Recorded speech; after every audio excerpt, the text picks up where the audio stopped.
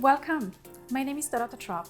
I'm a qualified nutritionist, and today I would like to show you how to make clarified butter, which is ghee, at your home. It's very easy.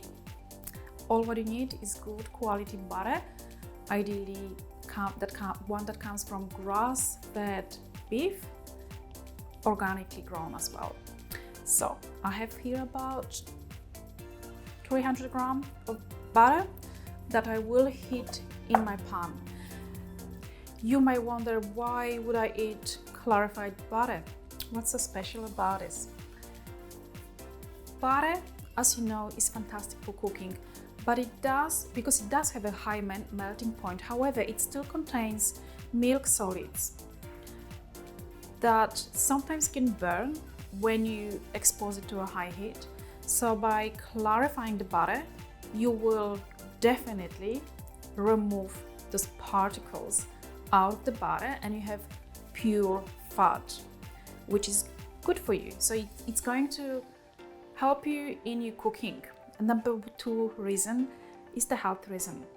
As you might know, butter is high in vitamin D, and you get still that vitamin D in clarified butter, which is ghee. This is my favorite type of fat when I'm cooking with it.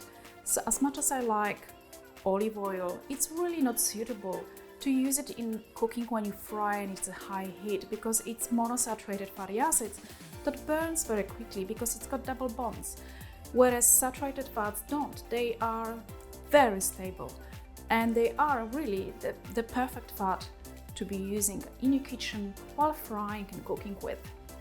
Okay, so what I'm going to do is I'm going to put this into the pan and melt it to start with, and then I will cook it on a really tiny heat for 15 to 20 minutes, and this will allow the butter to clarify it.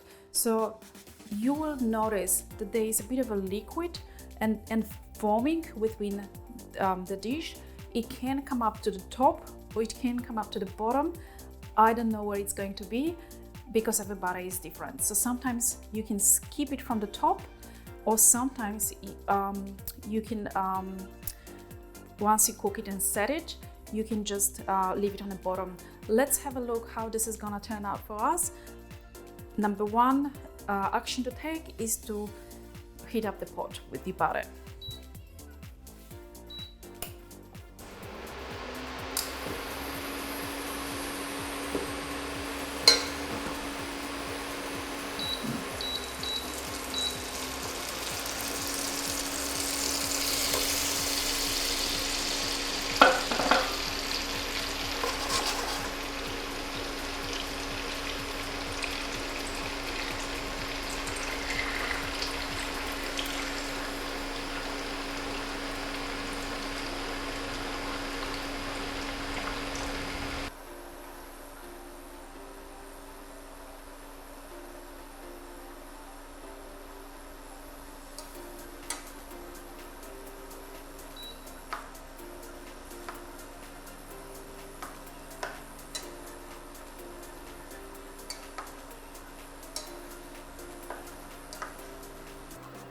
So I have just brought the butter into the boil and melted it properly.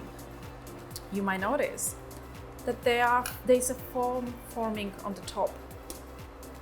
Now what I'm going to do is leave it on a low heat for 20 minutes.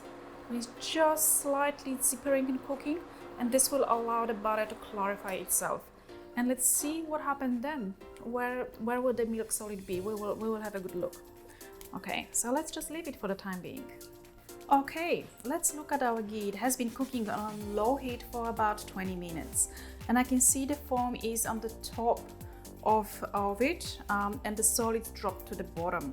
So what we do with this ghee right now is we're gonna have to put it through the strainer and store it in a airtight container. So let me just pour it into a jar.